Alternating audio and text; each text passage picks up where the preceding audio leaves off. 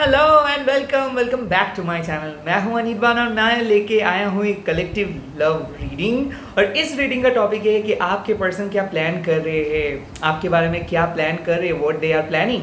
सो reading start करने से पहले एक बहुत छोटू सा अनाउंसमेंट, वो है मैं प्राइवेट रीडिंग नहीं करता हूं, तो कोई भी स्कैमर्स से बचिए। मैं कभी भी आपको कॉल मैसेज कमेंट फॉलो नहीं करूंगा, ना ही मैं अप्रोच करूंगा। सो ये सब जो भी लोग कर रहे हैं ये सब फेक लोग हैं। मेरा एक ही इंस्टाग्राम अकाउंट है, वहाँ पे ब्लू टिक दिख जाएगा और वही मेरे ऑफिशियल इंस्टाग्राम वेरीफाइड अकाउंट है और यही मेरे यूट्यूब चैनल है। तो कमेंट सेक्शंस में किसी का रिप्लाई मत दीजिएगा, क्योंकि मैं कभी भी ऐसे कमेंट आपको नहीं करूँगा। स्पेशली मेरा कोई व्हाट्सएप और टेलीग्राम वगैरह नहीं। तो चलिए स्टार्ट कर देते हैं। इस टाइम पे प्लीज़ वीडियो को लाइक तो कर दीजिएगा प्लीज़। ओके, तो देख लेते हैं कि आपके पर्सन क्या प्लान कर रहे हैं इस टाइम पे। कलेक्टिव रीडिंग है क्योंकि मैं आप सभी लोग सेम हैं। यूनिवर्स आपके लिए एक, दूसरों के लिए दूसरा, ऐसा नहीं होता है। सो अगर आप डेस्टिन्ड हो तो ये मैसेज आपके पास पहुंच जाएगा। टाइमलेस है, जब भी देखोगे तब भी एप्लीकेबल हो जाएगा। तो universe please, 3 of shores with the night of pentacles. मैं देख सकता हूँ एक बहुत ही यूनिक पर्सन जो बहुत ज़्यादा आइडियल होने की कोशिश करते हैं, यानी कि अच्छा बेटा या फिर अच्छा बेटी या फिर अच्छा पत्नी या फिर अच्छा हस्बैंड या फिर अच्छा फ्रेंड। सो कहीं ना कहीं ये पर्सन बहुत ओवर थिंक किए और ये पर्सन का पास ब्रेकअप की वजह से ये आपको आपके लाइफ में आने नहीं दिए थे, यानी कि उनके लाइफ में आपको आने नहीं दिए थे। ये पर्सन बहुत ज़्यादा डरते हैं रिजेक्शंस के लिए। अक्सर ऐसे प्रिटेंड करते हैं कि ये प्यार व्यार में यकीन नहीं करते हैं। लाइक जो लोग बहुत इमोशनल्स है वही लोग प्यार में बिलीव करते, बट अक्सर ये प्यार का भूखा है। ओके, इसका कुछ पास ब्रेकअप की वजह से ये डर रहा था, बट फाइनली ये धीरे धीरे अपने ब्रेकअप के जो डर से, रिजेक्शंस के डर से बाहर आ रहे हैं। They are planning to propose you. मेरे को ऐसा लग रहा है कि एक नए पर्सन, ये न्यू लव की तरफ से कॉलिंग आ रहे हैं। जमुना लिब्रा एक्वेरियस हो सकता है, टॉरस वर्गो कैप्रिकॉर्न हो सकता है। ये नए पर्सन आपको नए तरीके से पाना चाहते हैं। ये लाइफ में बहुत कुछ देख लिए है और ये एक्सपेरिमेंट नहीं करना चाहते। But 3 of shores night of pentacles मतलब ये भी है कोई नो कॉन्टैक्ट पर्सन थे या फिर यहाँ पे कोई पर्सन आपको दिल तोड़ा था, तो उसका फाइनली रियलाइजेशन हो रहे हैं कि भाई ये बहुत गलत काम किए हैं। मेरे ख्याल से ऐसा भी हो सकता है कि ये पर्सन बहुत ज़्यादा गुड लुकिंग है, क्योंकि 3 ऑफ शॉर्ट्स मतलब कि ये बहुत फ्रेजाइल है। तो आप एक चीज़ नोटिस करोगे कि ये हर बात को इतना अच्छे से बोलते हैं, ये फिर इतना क्रिएटिव वे से ये बात को बोलते हैं कि आपको ऐसा लगता था कि इस पर्सन के बिना शायद आप नहीं जी सकते हो। अरे ये आपकी लाइफ को सजा के रखा था, ये आपके हर्ट को कंप्लीटली फुलफिल किया था। तो कुछ ऐसे कनेक्शंस की तरफ से मेरे को मैसेजेस आ रहे हैं जिस कनेक्शंस को शायद आपने सोचे थे यही रब ने आपके लिए भेजे थे। आई थिंक ये कनेक्शंस आपके लिए सब कुछ था, सब कुछ सब कुछ। सो एक ट्रू हार्ट ब्रेक का आवाज़ नहीं होता है, बट जिंदगी टूट जाता है। तो आपका जिंदगी भी टूट गया था इस पर्सन के चले जाने से, और ये पर्सन का भी ये बात धीरे धीरे पता चल रहा है कि आप सफ़र किए हो, आप रोए हो, यू नो, नहीं तो आपका बद्दुआ लगेगा इनका। ऐसा हो सकता है। एट द सेम टाइम मैं ये भी देख रहा हूँ कि आप धीरे धीरे एक नए पर्सन को पसंद कर रहे हो। ऐसा हो सकता है कि ब्रेकअप के बाद आपको आइडिया नहीं था कि आप कैसे मूव ऑन करेंगे, या फिर मैं देख सकता हूँ कि धीरे धीरे आप एक पर्सन के रंग में घुल मिल जा रहे हो सकता है कि कोई जमुना लिब्रा एक्वेरियस आपको पसंद आए हैं या फिर कोई टॉरस वर्गो कैप्रिकॉर्न। अगर कैरेक्टरिस्टिक्स की बात करूँ तो मैं बोल सकता हूँ कि ये पर्सन टाइम ओरिएंटेड पर्सन है। ये पर्सन बहुत ज़्यादा रूटीन मान के चलते हैं, बहुत प्रैक्टिकल है, वर्कोहॉलिक है। ये नए पर्सन है डेफिनेटली। और मैं ये भी देख सकता हूँ कि ये अपनी फैमिली से बहुत अटैच्ड है। लाइक अपने काम से टाइम निकालना इसके लिए नामुमकिन है, बट फिर भी आपको वैल्यू देते हैं। But the only way is इस पर्सन के साथ आपका दिल नहीं लग रहा है। सो ऐसा शायद आपकी तरफ से हो सकता है कि आपको ऐसा लगता है कि ये पर्सन सब कुछ करता है, बट जिस तरीके का कनेक्शंस आप चाह रहे हो उस तरीके का सपोर्ट आपको नहीं मिल रहा था। तो फाइनली ये लोग आपके दिल को फुलफिल करेंगे। कुछ ऐसे चीज़ मैं देख रहा हूँ कि कंस्टेंटली आप आप एक कनेक्शंस में थे बट आप फुलफिल नहीं हो रहे थे। आप एक रोबोटिक तरीके से इस कनेक्शंस को मैकेनिकली लेके जा रहे थे। फाइनली आपके पार्टनर की तरफ से एक नया मूव आ रहा है। बहुत स्लो मूव है, बहुत ही स्लो, बट ये एक जेन्युइन मूव है।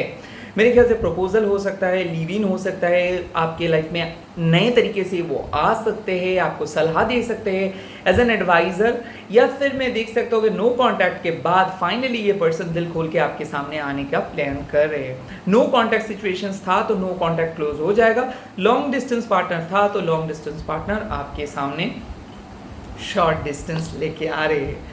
सो ये जो पर्सन आ रहे हैं इनका मोटिव क्या है?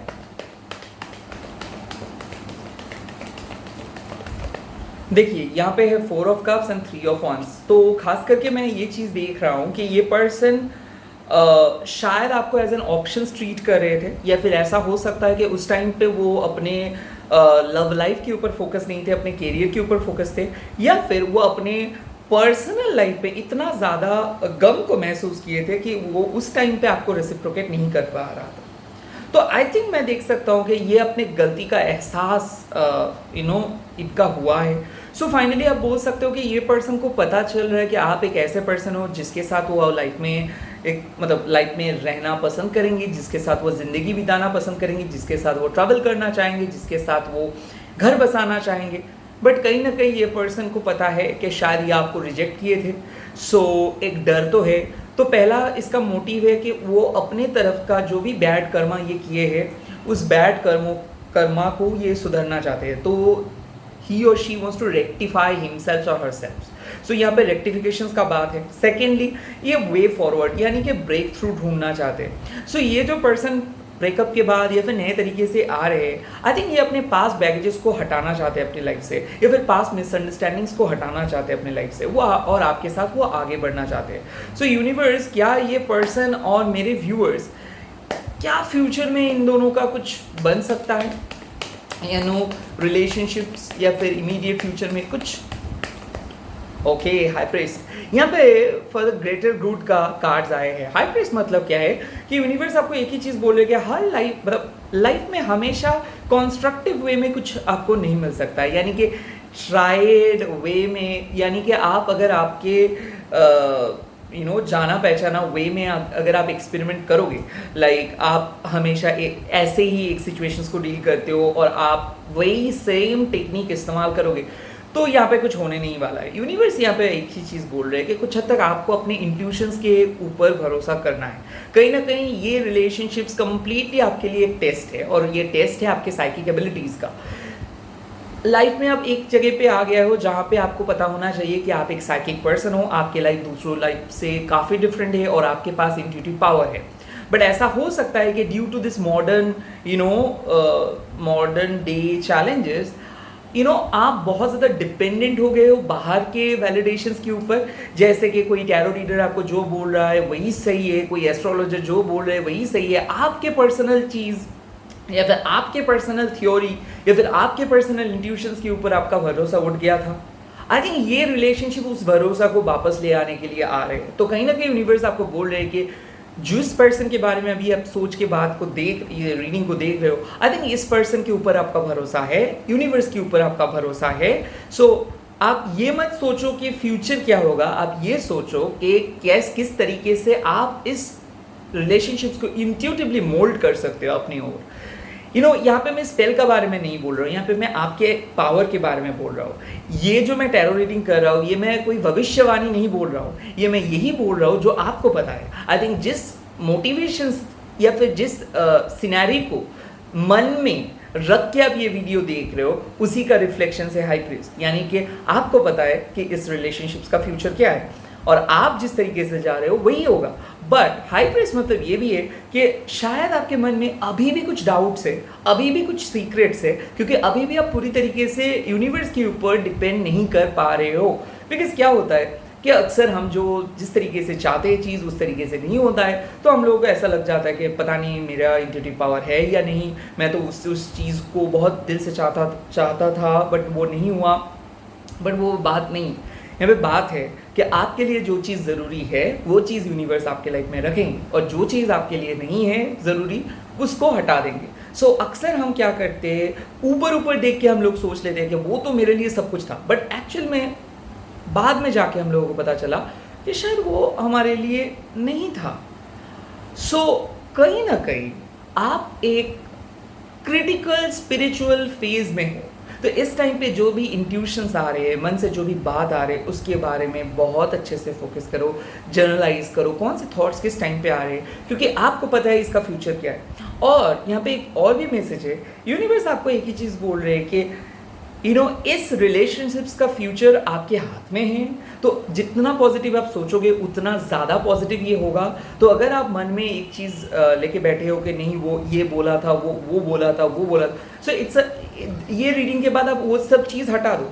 आप एक चीज़ सोचो कि अगर आपके पास इंट्यूटिव पावर है तो ये पर्सन कहीं भी नहीं जाएगा, क्योंकि ये स्मॉल वर्ल्ड है, इसको आना ही है आपके पास। कहीं ना कहीं ऐसा मैसेजेस मेरे को मिल रहा है। अगर आप साइन बोलो तो मेरे को लग रहा है नंबर 4, नंबर 2, नंबर 3, नंबर 12। मेरे ख्याल से 3333, 1212, 1221, 1111, 4444 ये नंबर्स अगर आप देख रहे हो तो डेफिनेटली एक पॉजिटिव साइड के तरफ आप जा रहे हो। साथ ही साथ आई थिंक आप एक साइकिक हो, या फिर इस पर्सन के लिए आप टैरोट पे आए हो, तो यहाँ पे यूनिवर्स आपको इनर वर्क करने के लिए भी बोला है।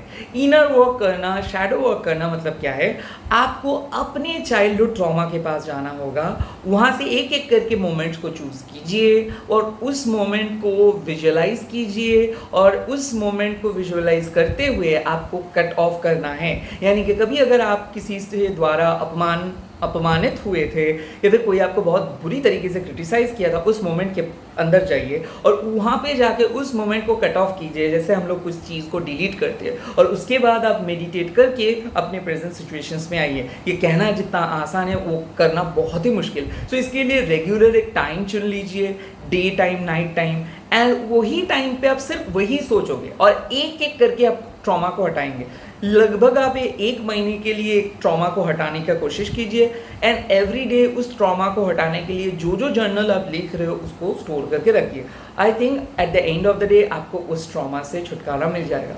आप अगर आप हिंदू रिलीजन में हो तो आप ईश्वर का नाम लिख सकते हो, या फिर आप किसी भी रिलीजन में हो तो यूनिवर्स से पहले आप हेल्प, जैसे कि हेल्प मी यूनिवर्स बोल के आप स्टार्ट कर सकते हो, या फिर डियर गॉड बोल के स्टार्ट कर सकते हो।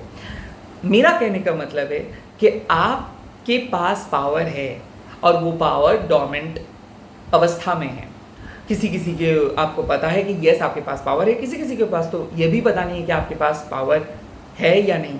सो वो लोग जो ऑलरेडी जिसको पता है, वो लोग टैरो को देखते हैं एज अ रेफरेंस कि वो जो सोच रहे हैं वैसा ही आ रहा है कि नहीं।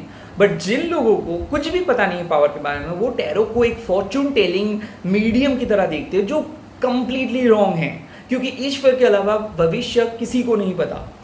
हम सिर्फ हमारे इंट्यूशन से पता कर सकते हैं कि क्या होने वाला है, यानी कि पॉसिबिलिटीज़। सो आपको भी मैं दरखास्त करूँगा, रिक्वेस्ट करूँगा कि प्लीज़ टैरो को एज अ फॉर्चून टेलिंग चीज़ की तरह नहीं देखिए। अब यही देखिए कि आप कितना इंट्यूटिव हो रहे हो और टैरो के साथ आपका इंट्यूशंस सिमिलर हो रहे हैं कि नहीं। छोटू सा मैसेज था, बट आप लोगों को स्ट्रॉन्ग करने के लिए ही मैं यहाँ पे आया हूँ, कोई पर्सनल प्रॉफिट और पर्सनल गेन के लिए नहीं। इसीलिए प्राइवेट रीडिंग बंद किया हूँ, और मेरा यही कामना है, शुभकामना है कि आई होप कि आप लोग भी मेरी वीडियो को देखते हुए स्ट्रॉन्ग हो जाएंगे intuitively. All the very best. ओम क्रीम दक्षिणा काली के नमो। इस वीडियो को देखने के बाद आप लोग सिर्फ कमेंट करके लिखिए thank you higher self, thank you higher self, या फिर थैंक यू परमात्मा। All the very best. ओम क्रीम दक्षिणा काली के नमो। ओम ह्रीम क्लीम हूं मातंगी स्वाहा। Bye, take care.